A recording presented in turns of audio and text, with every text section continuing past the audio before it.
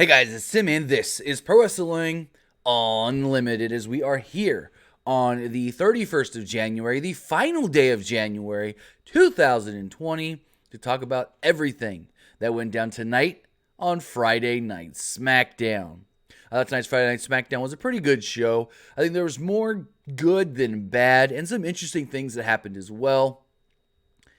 But overall, I didn't like, what I didn't like, I'm just going to get this right off the bat. Why do we need the rematches? I get why they did the six-man tag again. I get where that all went. But why do we need Shorty G and Sheamus again? Like, why? Why? Was that really, like, did they have to tease that? I don't know. That one just didn't make sense to me. Especially since Sheamus just won again. I thought, maybe Shorty G would pick up the fluke win and then they'd go to like a tiebreaker in Saudi Arabia or something. But no, we just got Sheamus winning again. But, other than that, I thought there were some cool things on the show. We'll get into it. But let's see who's with us in the live chat. First, we do got Henry Cavallo, we got Kristen McNutt, we got Jack Dawson, Stephen Beach City Gamer Hut. That's a long one.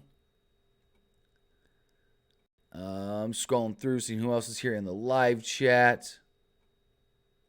Got Sinclair Saturday, Woken King Slender, Derek Bocek, George John Cox, and so many more of you. And before we get going, you might say, hey, why are there a number of people in the live chat that's got their name in green? They've got a little badge next to their name using a Smackdown emoji. Well, that is because they are YouTube member subscribers. What is a YouTube member subscriber? It is special perks that you get on our YouTube channel for supporting us more than just hitting that subscribe button. What you do is you go down there next to the subscribe button, hit join, and, well, you give us a little extra money, and we give you a little extra stuff. Not only is your name green, not only do you get the badge, not only do you get to use the emojis, but you get exclusive content like what we put up today. Put up something really cool, at least I think is cool. So, we do all of our videos. We do a lot of different graphics, custom graphics, and sometimes people go, hey, how did you make that? That's really cool. Can you tell me how you did it? Well, instead of telling you, I'm going to start showing you. Members, subscribers, and Patreon subscribers, every WWE pay-per-view that I do custom graphics, I will do what's called a speed art video. I will record my process of creating the graphic from scratch, speed it up, and put it out for you guys. But not only am I giving you the video, if you have Photoshop, I will also be giving you the project file so you can edit and use the project file however you see fit. I think that is something really cool that nobody else really does here on YouTube. It was something different that I felt I can offer that no other wrestling YouTube channel is offering. So not only do you guys get to see the process of how I create our custom graphics for the different WWE pay-per-views, but if you've got Photoshop, you also get the project file associated with it as well. So again, just go over there, subscribe either here as a YouTube member or over on Patreon, patreon.com/PWUnlimited. And that's how you get that cool perk. Also, we've got some other things coming up next, working on a new series about indie wrestling that may be exclusive to Patreon or to members in Patreon or early access. Not 100% sure yet, but hey, we're figuring stuff out. Thank you guys who are already member subscribers, as you see their names scroll across the screen. But enough of that, enough cheap plugs. It's time to talk about SmackDown. Tonight's SmackDown kicked off, and I've been having an issue with my camera, so if you guys notice that there's some sort of lag with the camera or the audio's off, let me know in the live chat and I'll switch just over to an image because I was having issues with it earlier. So SmackDown kicks off with Roman Reigns and the Usos coming out.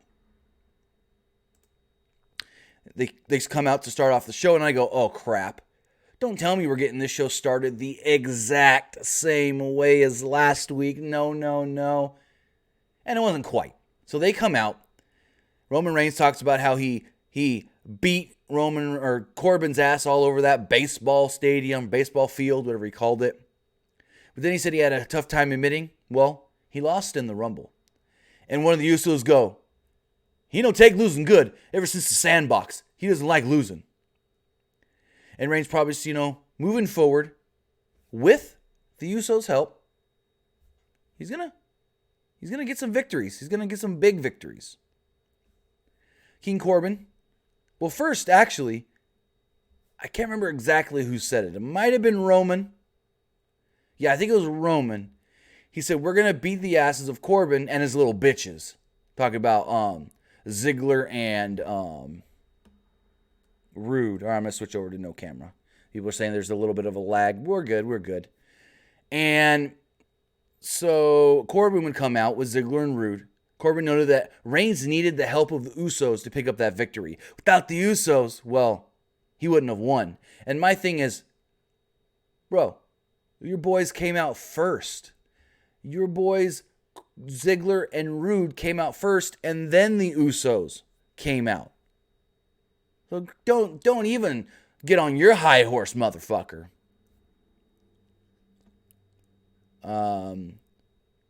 He believes that he would have won the Rumble match if he didn't get attacked by 3 guys in the Falls Count Anywhere match earlier in the night. Corbin noted that they were all laughing when the Usos embarrassed their family, when they had to sit home.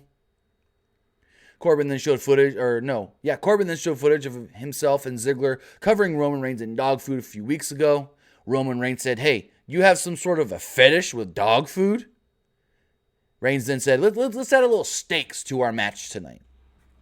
How about the loser, referring to not the whole team, but either him or Corbin, has to eat dog food after the 6-man tag? And Corbin was like, okay, sure. Reigns and the Usos were very happy to hear that. And then some guy wheeled out a cart full of dog food, bunch of cans, and it stayed up there for the rest of the night. And when it did, Corey Graves and Michael Cole both made fun of Otis, saying, I hope Otis doesn't eat the dog food. He likes eating garbage and junk and crap. I'm like, ooh, okay then. So we then got a 4-team number 1 contenders match where the winners will go on to Super Showdown to challenge for the SmackDown Tag Team Championships. It was Lucha House Party, Heavy Machinery, The Revival, and Miz and Morrison. I thought this was a pretty fun match. Metalik and Morrison started off the match with an excellent exchange. Metalik caught Morrison with a Hurricane Rana and sent him to the floor. Lince Dorado took out the Revival with a flying crossbody. Dorado attempted a dive, but the Revival caught him and tossed him into the ring post. Morrison hit a twisting crossbody on Heavy Machinery. Miz teased a dive, but Scott Dawson cut him off. Metalik jumped over the top rope and caught Morrison on the apron with a Hurricane Rana, which sent Morrison into Heavy Machinery and the Revival on the floor. After commercial break, Morrison knocked Metalik off the apron. Dorado fought back and hit double stunners on Morrison and Miz. Otis then got the hot tag, and, well, he ran wild, only like Otis can. Otis gave Miz and Morrison a double splash in the corner. He followed up with a double caterpillar and scored a near fall on the Miz.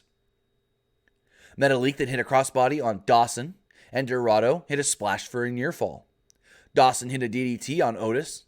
Dawson and Dorado had a great exchange here. Dorado hit 2 moonsaults, but Dash Wilder prevented the third. Revival then hit a superplex splash combo on Grand Metalik. The finish then came when the Miz hit the skull-crushing finale on Dawson. Morrison hit the Starship Pain and picked up the victory. Miz and Morrison are now moving on to Super Showdown to challenge for the SmackDown Tag Team Championships.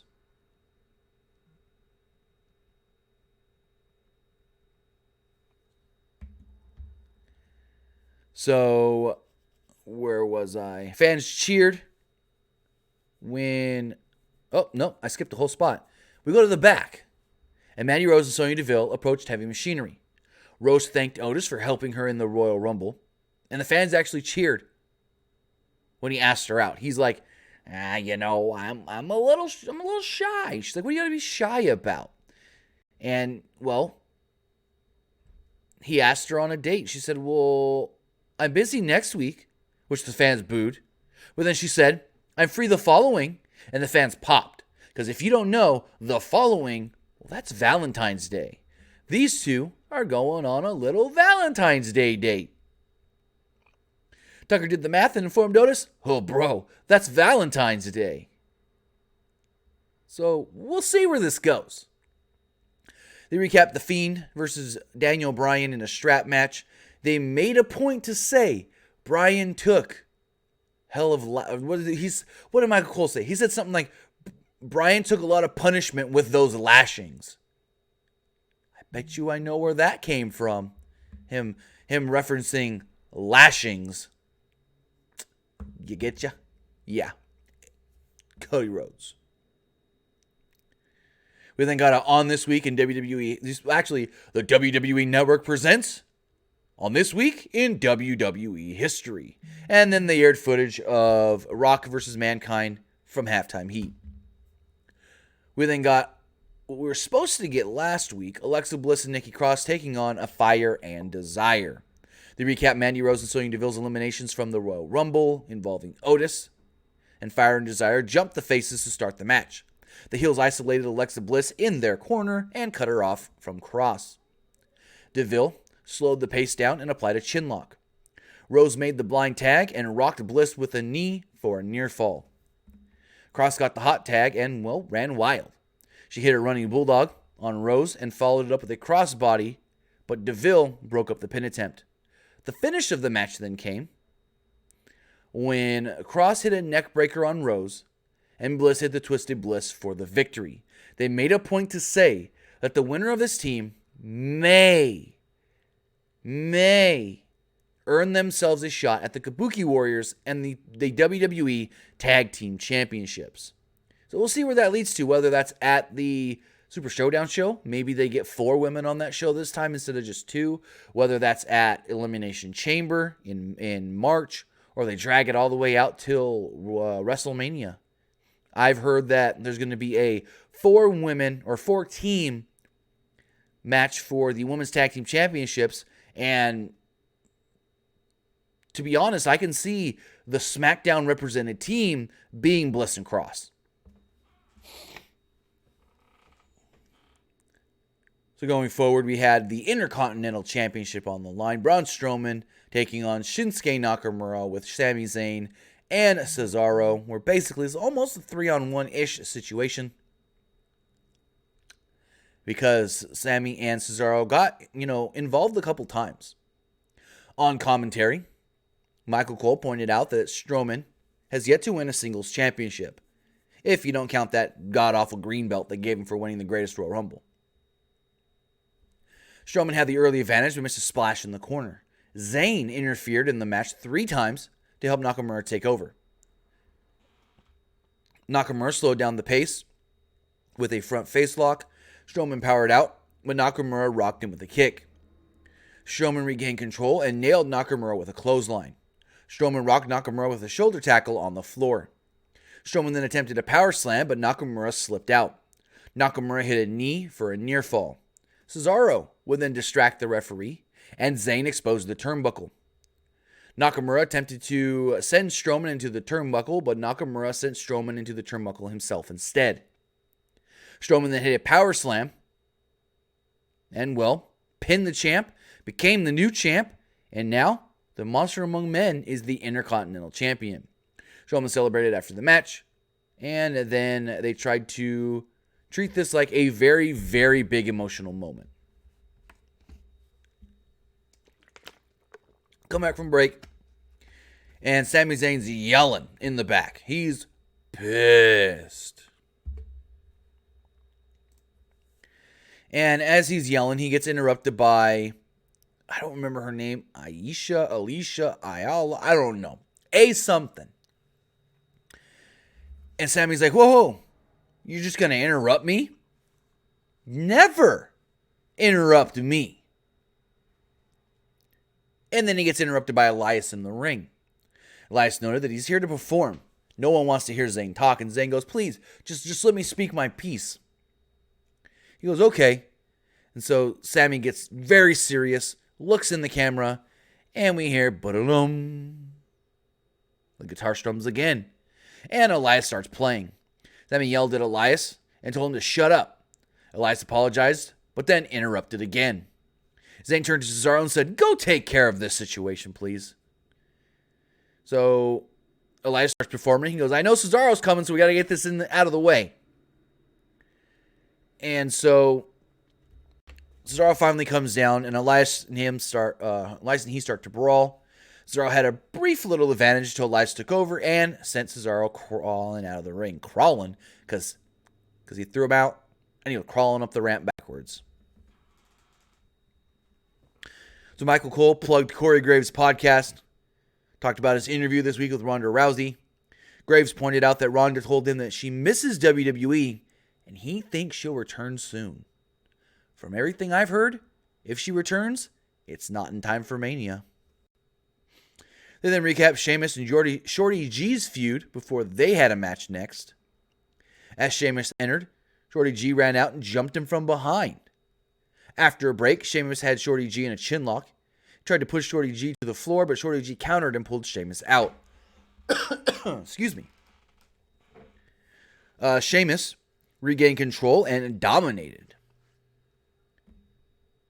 He placed Shorty G in a torture rack and then dropped him straight on his face. Shorty G fought back and rocked Sheamus with the headbutt. This led to a missile drop kick and a cannonball in the corner. Shorty G then hit a moonsault for a very close 2. He rolled up Sheamus, again, only got a 2. Sheamus then caught Shorty G and hit him with an Irish curse backbreaker. He then hit the bro kick and picked up the victory. So again, my question, why did we need this match again if it was just Sheamus picking up another victory over the same goddamn guy? I don't get it. I really don't get why we needed it. And then we got Bayley, SmackDown Women's Champion Bayley. She came down to the ring and she bragged about winning at the Royal Rumble and beating Lacey Evans to retain the championship. And the crowd goes, "What?" And so she repeats herself. I kind of like that. So she goes on and she said that she did it because not only was she retaining her belt, but it was in honor of her best friend Sasha Banks, who Lacey Evans had injured. And she keeps going on, and a fan, one singular guy, yells, "I can't hear you!" And she literally stops, turns around in the ring, goes over to the edge of the ring and goes, "Oh, you can't hear me, can you? I beat Lacey Evans to retain the SmackDown Women's Championship." I'm like, dang. There we go. Because she was sounding a little too scripted before that. But then she started playing off the crowd, and I thought she was good. So Bayley pointed out the best part of beating down Evans was doing it in front of her daughter, Summer. She bragged about beating everyone. She says she knows that Charlotte Flair is going to choose her out of all people to face at WrestleMania. So, Charlotte, why don't you come out and make the challenge now? And my first question goes, Bayley, is Charlotte even backstage? You would know, you've been there all day. And instead, Naomi would come out. Naomi came out with her music, but instead of doing her normal ring answers, which she basically did, she had one of those dead mouse EDM helmets on. It was all LED. It changed colors and everything. Kind of cool. So she takes it off before she jumps into the ring. She gets on the mic. She welcomes herself back to SmackDown. Before she can say anything else, Bayley just waffles her, knocks her ass down, jumps on her, beats her down. And as she's beating her down, Bayley gets up, goes to grab the championship belt, and Naomi gets to her feet. She ducks a shot of the belt. She springboards off the second rope, takes down Bayley, and there we go. Looks like Naomi, upon returning, is going to be the next challenger to Bayley in the SmackDown Women's Championship. Again, not sure where the match is going to take place, whether it's a TV match, whether it's a Saudi Arabia match, or so forth. We'll see. But Bayley and Naomi, pretty sure we've seen it before, and it's pretty good. Wayne Montgomery says, last night I know Charlotte was in Miami. I know she was in Miami last night because I saw her on NASCAR Race Hub on Fox Sports 1 talking about Daytona 500. So then we get the main event. And before we talk about the main event, we got to talk about, once again, our sponsor. And our sponsor today is Strong Style Brand. Strong Style Brand is an awesome pro wrestling inspired clothing brand where they've got hats, t-shirts, hoodies, custom shoes, t-shirts, like I stated, but not only just any t-shirts, customizable t-shirts. Head over to strongstylebrand.com/PWUnlimited to get 10% off of your purchase. And if you forget to do the /PWUnlimited, don't worry, because when you go to do your finalized checkout, just put PWUnlimited at checkout, and you'll still get your 10% off. What are you waiting for? Strong Style Brand is a great clothing line endorsed by many top independent wrestlers like former Impact World Champion Sami Callihan, Abby Lath, and even AEW stars MJF and Britt Baker. So head over to strongstylebrand.com/PWUnlimited today to get some really cool merchandise, cool apparel, cool clothing, and get 10% off your purchase. Not only do you get 10% off of your purchase, but when you use either our promo code or our special link, you're also supporting us here at Pro Wrestling Unlimited.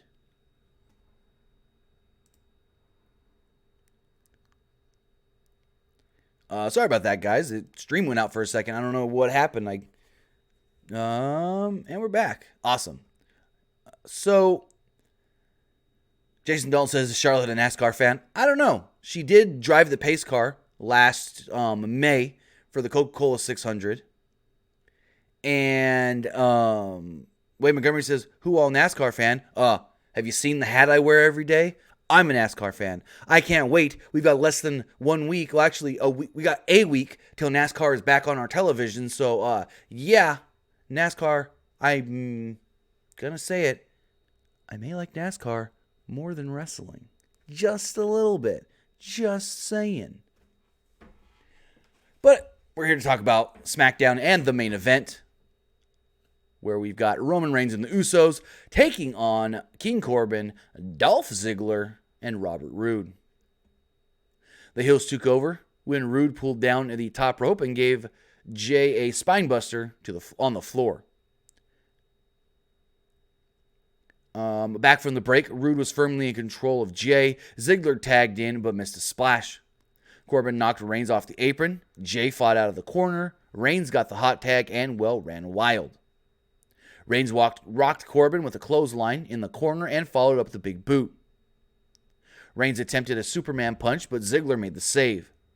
Corbin then caught Reigns with a chokeslam for a near fall. He then followed this up with a deep six and a very close 2. Jimmy took out Roode with a suicide dive. Jay followed it up with a suicide dive on Ziggler. Roode and Ziggler ended up trapped under the announce table at this point. The finish of the match then came when Roman Reigns just rolled up Corbin and pinned him in the middle of the ring. Then, madness ensued. They grabbed the long handcuffs. They handcuffed Corbin. Then, they did the same thing to Corbin that Corbin did to Reigns. They hung him from the post. With hanging him from the post, they then grabbed it looked like slop, but it was apparently dog food, buckets of dog food, and covered Baron Corbin with them. Just drenched him head to toe in dog food. So, yeah, Corbin gets his payback. I hope this is the end of the feud. I don't know where this goes next. Hopefully it's over. And we don't have to worry about Corbin and Reigns anymore. Unless, now there's one more time where it'd be okay if we get some back and forth from Corbin Reigns.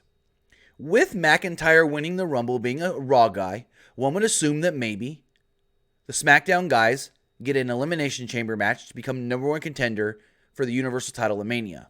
So if that's the case, I would not be surprised if both Reigns and Corbin are in that. So then we can get a little back and forth for a couple weeks with each guy saying they want to win the chamber match. But other than that, let this goddamn thing die. I'm over it.